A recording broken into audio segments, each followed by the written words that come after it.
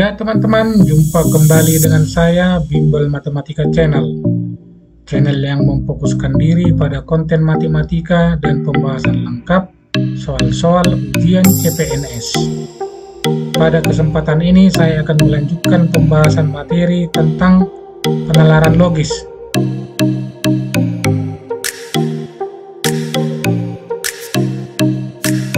Teman-teman mohon bantu dukung channel ini dengan menekan tombol like, subscribe, and share. Baik teman-teman, langsung saja kita mulai pembahasannya. Soal nomor 1, semua jeruk berasal dari beras tagi. Jeruk Bali rasanya manis. Kesimpulannya adalah, nah, mari kita selesaikan teman-teman ya. Kita tuliskan kembali premis-premisnya. Ada dua. Yang pertama, semua jeruk berasal dari beras tagi. Premis yang kedua, jeruk Bali rasanya manis. Nah, jadi dari dua premis ini bagaimana kita menarik kesimpulan? Nah, untuk memudahkannya teman-teman, kita buatkan diagram. Saya biasa mempergunakan diagram berbentuk lingkaran. Nah, ini lingkaran hitam. Ini kita sebutkan aja jeruk beras tagi. Nah, di dalam jeruk beras tagi ini, jeruknya itu didistribusikan ke beberapa daerah. Misalkan ke daerah B, daerah C, kemudian ke daerah D, kemudian daerah E, termasuk juga ke Bali. Nah, kemudian, mungkinkah jeruk Bali berasal dari luar beras tagi? Nah, ini tidak mungkin karena premis 1 sudah mengatakan semua jeruk berasal dari beras tagi. Jadi, tidak mungkin jeruk Bali berasal dari luas beras tagi. Jadi, yang di luar ini salah. Nah, jadi kesimpulan apa yang dapat kita buat? Kesimpulannya adalah bahwa jeruk Bali berasal dari beras tagi. Kuncinya di sini semua teman-teman ya, karena menggunakan kata semua. Jadi jeruk di daerah manapun itu semuanya pasti berasal dari beras tagi. Nah, kalau soal rasa bisa berbeda-beda, tapi yang jelas semua jeruk berasal dari beras tagi. Nah, jika demikian jawabannya adalah A. Kita lanjut soal nomor 2. Lampu neon lebih terang daripada lampu pijar. Lampu neon impor lebih mahal daripada lampu neon produksi dalam negeri. Lampu yang lebih terang atau lebih tahan lama, harganya lebih mahal. Jadi, kesimpulannya adalah, mari kita selesaikan. Kita tuliskan kembali premis-premisnya. Premis pertama, lampu neon lebih terang daripada lampu pijar. Premis yang kedua, lampu neon impor lebih mahal daripada lampu neon produksi dalam negeri. Dan premis yang ketiga, lampu yang lebih terang atau lebih tahan lama, harganya lebih mahal. Nah, jadi di antara premis 1, 2, dan 3 ini, yang berhubungan itu adalah premis 1 dan 3. Mari kita lihat. Premis 1, lampu neon lebih terang daripada lampu pijar. Nah, kemudian lampu yang lebih terang harganya lebih mahal. Karena lampu yang lebih terang harganya lebih mahal, maka lampu neon itu pasti lebih mahal daripada lampu pijar. Nah, jadi kesimpulannya adalah, apa kesimpulannya teman-teman? Kesimpulannya adalah lampu neon lebih mahal daripada lampu pijar.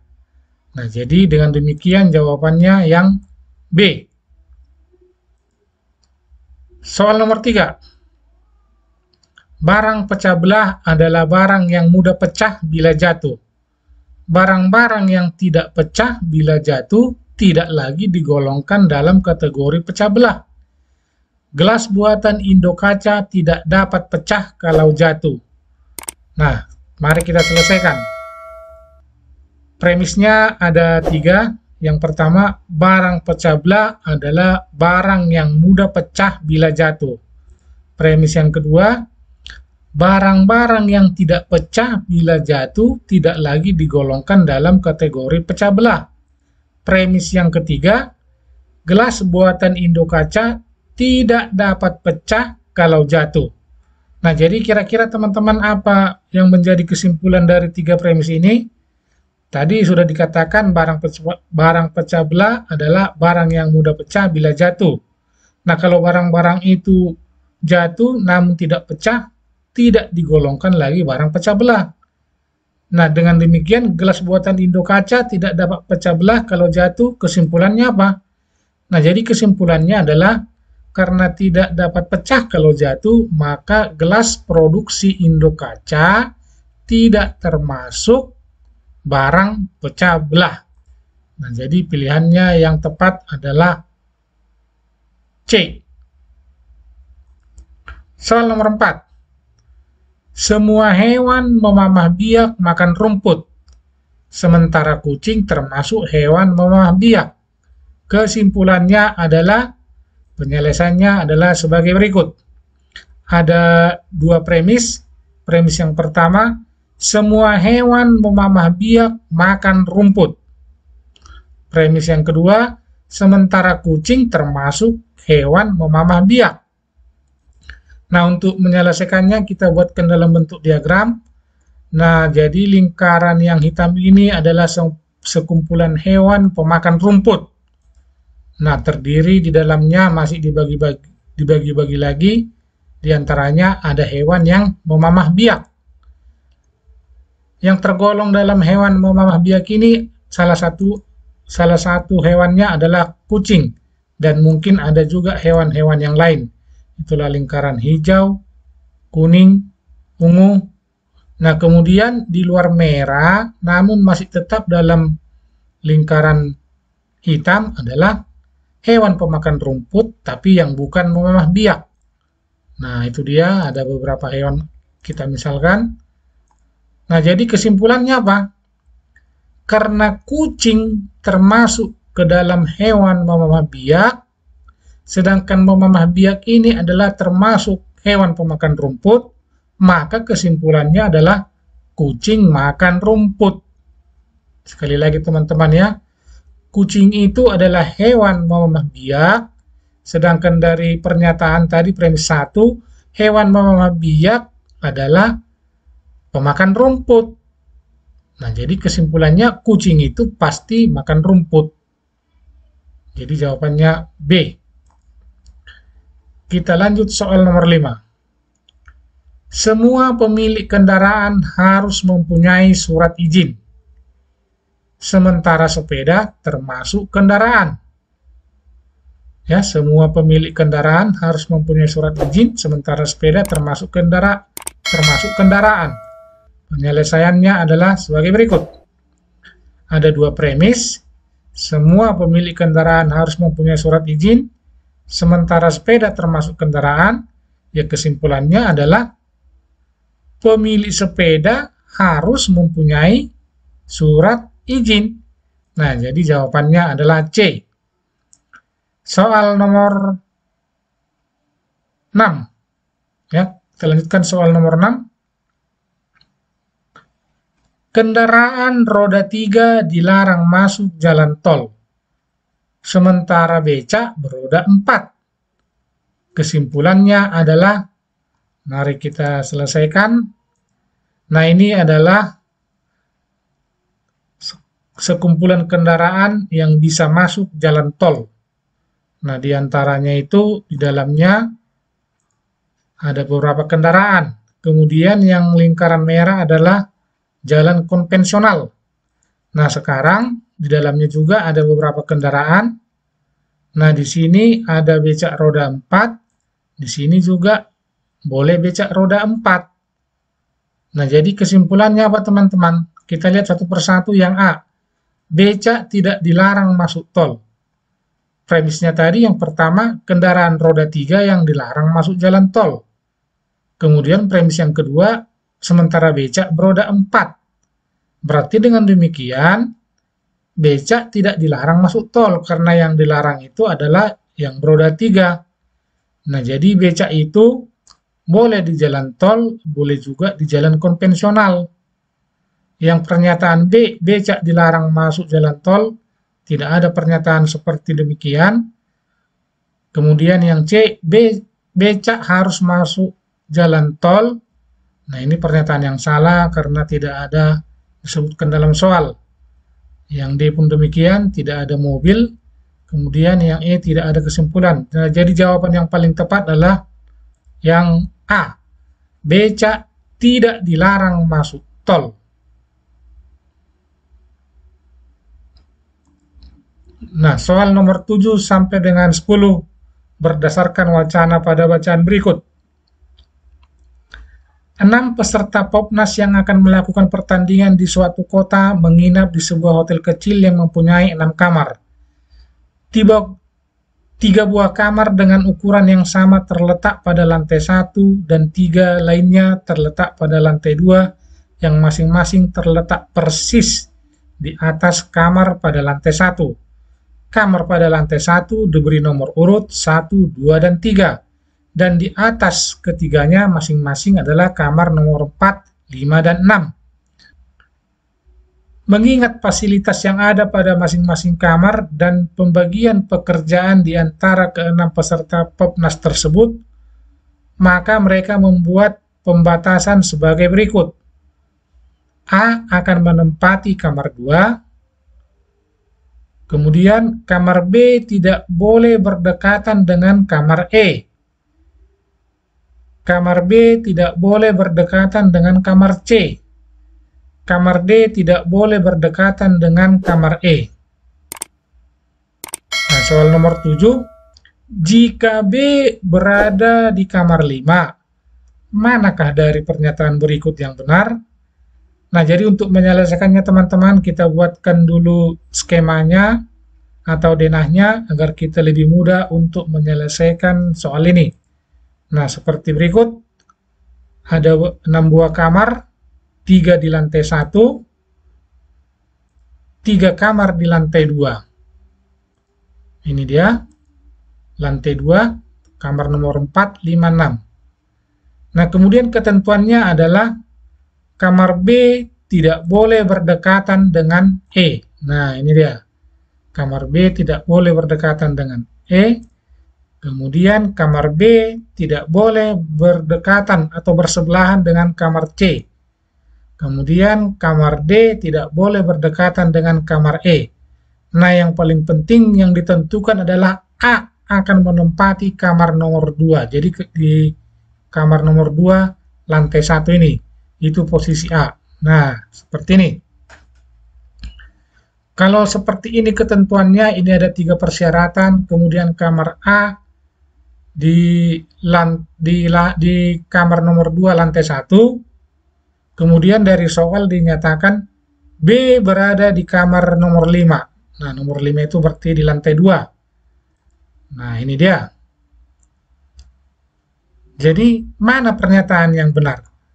Kalau B di kamar nomor 5, yang pasti E dan C tidak boleh di kamar nomor 4 ataupun di kamar nomor 6. Karena B tidak boleh bersebelahan dengan E dan C. Nah, jadi E dan C itu di antara kamar 1 dan 3. Nah, jadi dengan demikian seperti ini. Nah, kemudian D tidak boleh bersebelahan dengan kamar E. Nah, berarti di sini tidak boleh D di kamar nomor 4. D harus di kamar nomor 6. Nah, satu-satunya yang sudah pasti F berada di kamar nomor 4. Nah, jadi pilihan yang benar adalah D. Kamar F berada di lantai 2. Nah, F ini kan teman-teman di lantai 2. Jadi jawabannya adalah D. Soal nomor 8. Apabila F berada di kamar 5, manakah dari pernyataan berikut yang salah? Nah, di sini yang diminta adalah yang salah. Kita tuliskan kembali denah kamarnya, 1, 2, 3 di lantai 1, 4, 5, 6 di lantai 2. Persyaratannya, B tidak berdekatan dengan E, B tidak berdekatan dengan C, D tidak berdekatan dengan E, dan A selalu di kamar nomor 2. Kemudian dari pernyataan di soal, F berada di kamar nomor 5. Nah, jadi E dan C ini adalah boleh di kamar nomor 6 atau nomor 3 atau pasangan nomor 4 dan nomor 1. Nah, kita tuliskan aja dia di kamar 3 sama 6, C dan E. Nah, kemudian di kamar nomor 1 adalah B. Kemudian kamar nomor 4 adalah D. Atau sebaliknya boleh ya teman-teman ya, boleh B di nomor 4, D boleh juga di kamar nomor 1. Nah, jadi yang diminta adalah manakah pernyataan yang salah. Yang A, kamar B berada di sebelah kamar A. Betul. Terus, kamar C berada di sebelah kamar A. Juga betul. Kamar D berada di sebelah kamar E. Nah, ini pernyataan yang salah. Coba kita lanjutkan yang D-nya. Kamar E berada di sebelah kamar F. Ini betul, E berada di sebelah F. Kamar F berada di lantai 2, betul. Jadi yang salah itu adalah yang C. Kamar D berada di sebelah kamar E, karena ini adalah pernyataan yang salah yang diminta. Jadi jawabannya teman-teman yang C. Kita lanjutkan soal nomor 9. Apabila kamar B tepat di atas kamar D, manakah dari pernyataan berikut yang benar? Kita tuliskan kembali DNA kamar-kamarnya 1, 2, 3 di lantai 1, 4, 5, 6 di lantai 2. Kemudian persyaratannya B tidak bersebelahan dengan E, B tidak bersebelahan dengan C, D tidak bersebelahan dengan E, dan A selalu di kamar nomor 2. Dari soal, kamar B tepat berada di atas kamar D. Jadi kamar B itu kalau nggak saat kamar D, ya apabila kamar B tepat di atas kamar D. Jadi kamar D itu di lantai 1. Kalau nggak ruangan saat kamar 1, kamar 3. Kita misalkan aja dia di kamar nomor 1. D, berarti di atasnya B. Nah, di sini B, syaratnya B tidak boleh bersebelahan dengan E dan C. Berarti di kamar nomor 5 ini tidak boleh E dan C. Pastilah posisi E dan C itu kamar nomor 3 dan nomor 6. Tidak bisa tidak. Nah, kemudian kamar F, ya, yang F berada di kamar nomor 5. Nah, jadi mana jawaban berikut yang benar? Kita lihat satu persatu. Kamar B berada di sebelah kamar C. Salah. Kamar B berada di lantai 1. Salah. Kamar D berada di lantai 2. Salah. Kamar F berada di lantai 2. Benar.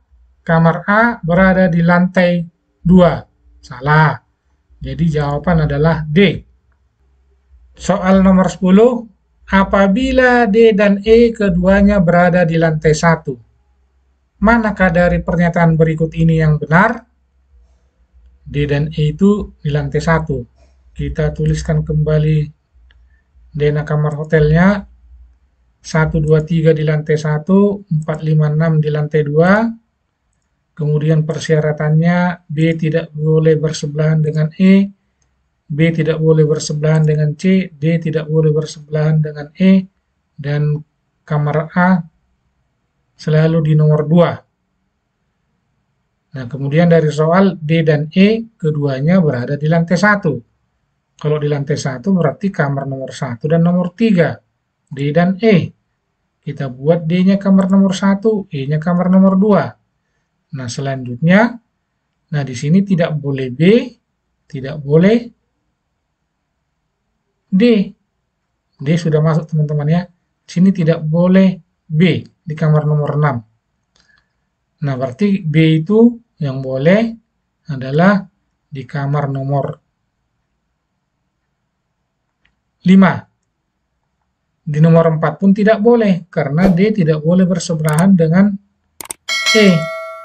Nah, jadi di sini C, kemudian di sini B, kemudian F. Nah, sudah terpenuhi semua persyaratannya. Jadi, yang ditanya tadi,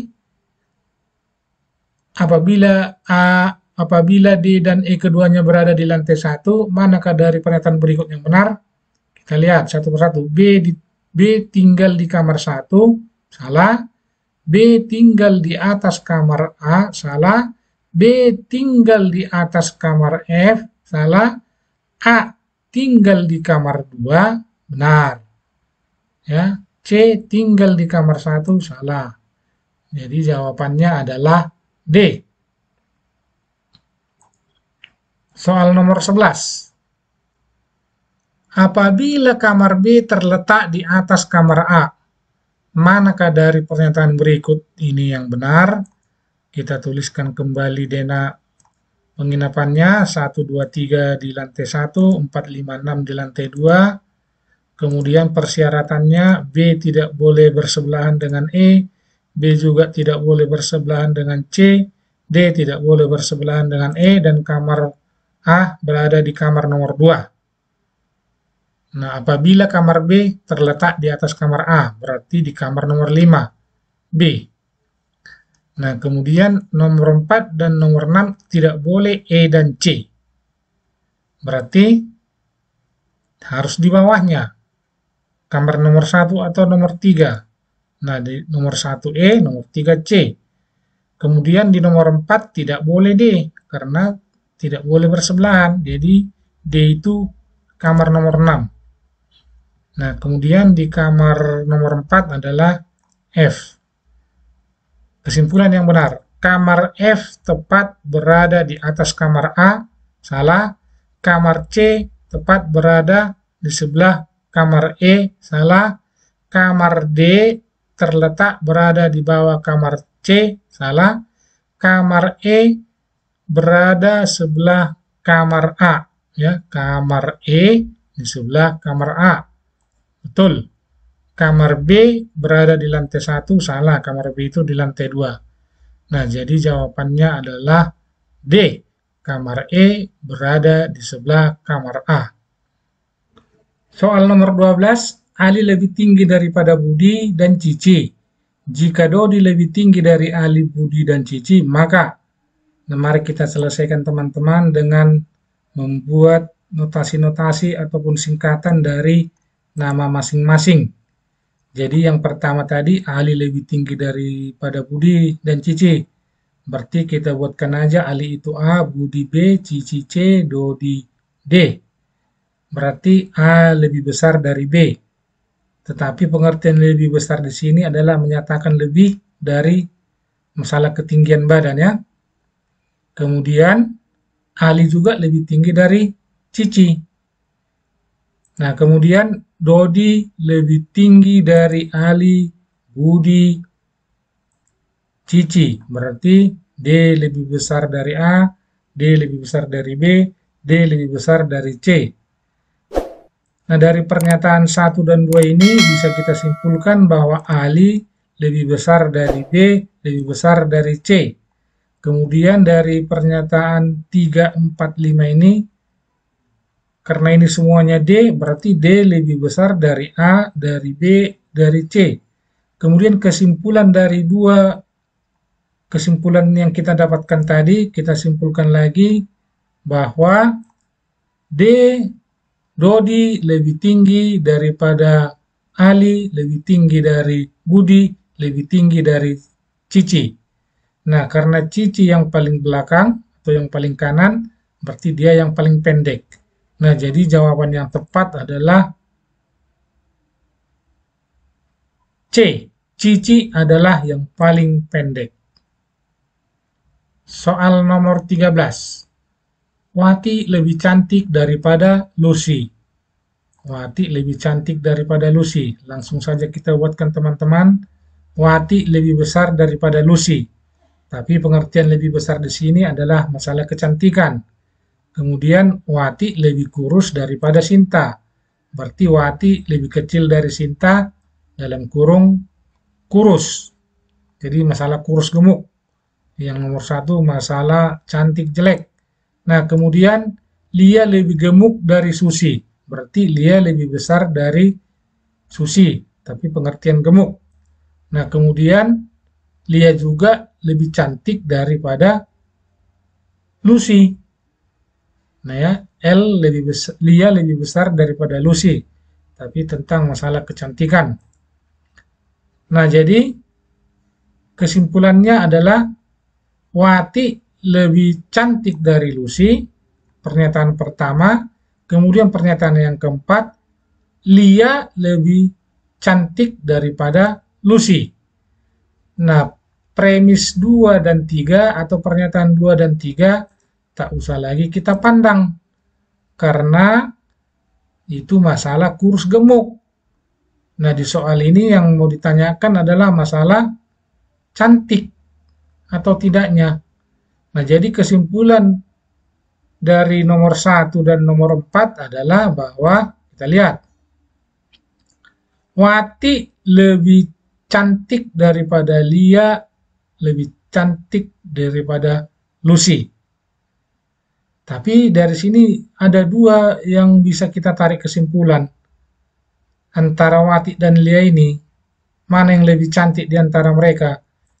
Kesimpulan yang lain adalah bahwa Lia lebih cantik dari Wati dan lebih cantik dari Lucy. Nah, jadi apa yang dapat kita simpulkan dari jawaban yang sudah kita dapatkan ini? Kita lihat pilihannya.